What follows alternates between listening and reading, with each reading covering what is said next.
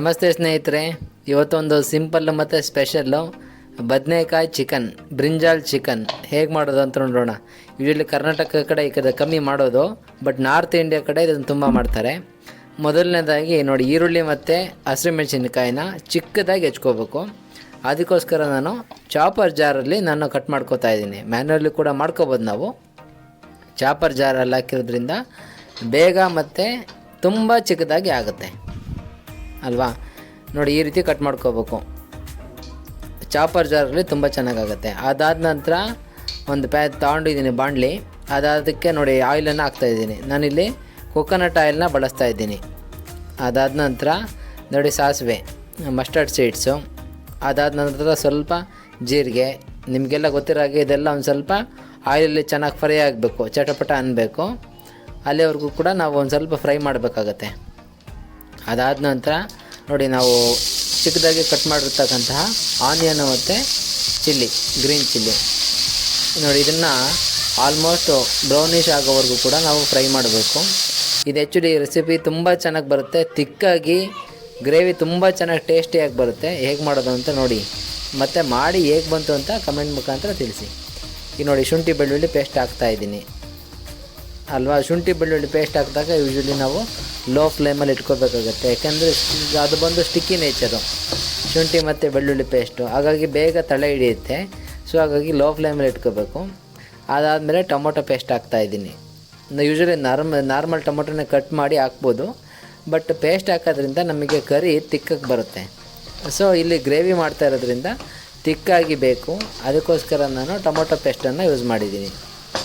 ನೋಡಿ, ಇದೆಲ್ಲ ಚೆನ್ನಾಗಿ ಫ್ರೈ ಆದಾಗ ನೋಡಿ ಹೇಗಾಗುತ್ತೆ ಅಂದರೆ, ಆಯಿಲ್ ನಾನು ಮುಂಚೆ ಫಸ್ಟ್ ಏನು ಹಾಕಿರ್ತೀವೋ ಅಷ್ಟೇ, ಮತ್ತೆ ಹಾಕೋದಿಲ್ಲ, ಅದರಲ್ಲೇ ಎಲ್ಲ ಆಗುತ್ತೆ, ತುಂಬ ಚೆನ್ನಾಗಾಗುತ್ತೆ. ಅದಾದ ನಂತರ ಚಿಕನ್ನ ನೀಟಾಗಿ ವಾಶ್ ಮಾಡಿಕೊಂಡು ಅದನ್ನು ಹಾಕ್ತಾಯಿದ್ದೀನಿ.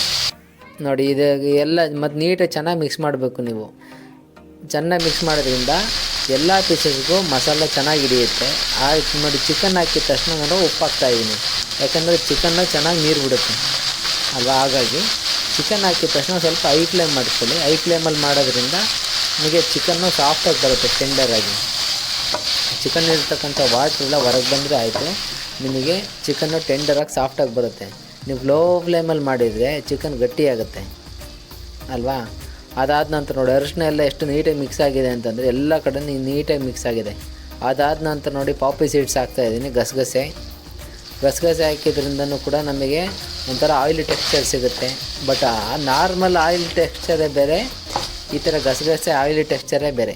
ಬಟ್ ಗಸಗಸೆ ತುಂಬ ಚೆನ್ನಾಗಿ ಕಾಂಬಿನೇಷನ್ ಕೊಡುತ್ತೆ ನಾನ್ ವೆಜ್ಜಿಗೆ. ಅದಾದ ನಂತರ ನೋಡಿ, ಸುಮಾರು ಒಂದು ಹಾಫ್ ಬಾಯ್ಲ್ ಆಗಿದೆ ಚಿಕನ್ನು.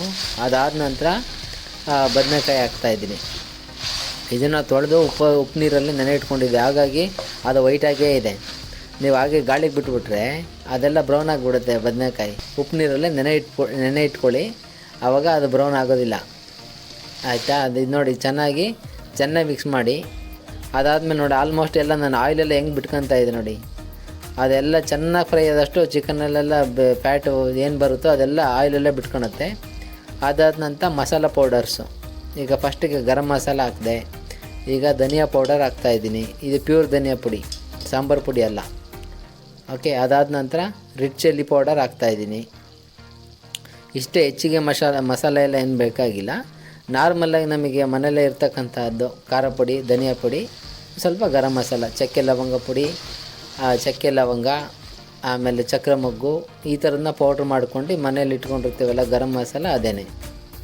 ಅದಾದ ನಂತರ ನೋಡಿ, ನಮಗೆ ಇನ್ನೂ ಒಂದು ಸ್ವಲ್ಪ ನಮಗೆ ಎಷ್ಟು ಕನ್ಸಿಸ್ಟೆನ್ಸಿ ಬೇಕೋ ಅಷ್ಟನ್ನು ನೀವು ನೀರನ್ನು ಆ್ಯಡ್ ಮಾಡ್ಕೋಬೇಕಾಗತ್ತೆ. ನೋಡಿ, ನಾವು ಮತ್ತೆ ಕುದಿಸಿದಾಗ ವಾಟರ್ ಡಿಕ್ರೀಸ್ ಆಗುತ್ತೆ, ಅದನ್ನು ನೋಡಿಕೊಂಡು ನೀವು ನೀರನ್ನು ಹಾಕಬೇಕು. ನೋಡಿ, ನಾನು ಇಷ್ಟ ಹಾಕಿದ್ದೀನಾ, ನನಗೆ ಒಂದು ಸ್ವಲ್ಪ ಗ್ರೇವಿ ಥರ ಬಂದರೆ ಸಾಕು, ನನಗೆ ತುಂಬ ಲಿಕ್ವಿಡ್ ಬೇಕಾಗಿರಲಿಲ್ಲ.